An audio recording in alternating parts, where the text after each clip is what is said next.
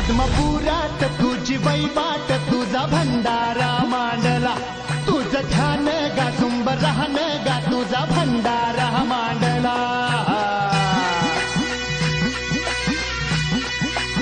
हे आत्मपुरात तुझी वैबाट तुझा भंडारा मांडला तुझं ध्यान गा तुंब राहन गा तुझा भंडारा मांडला आलं उधान आलं लेकराच्या आनंदाला तुझ्या नावाचा जय घोष भिडतोया अहवाळाला.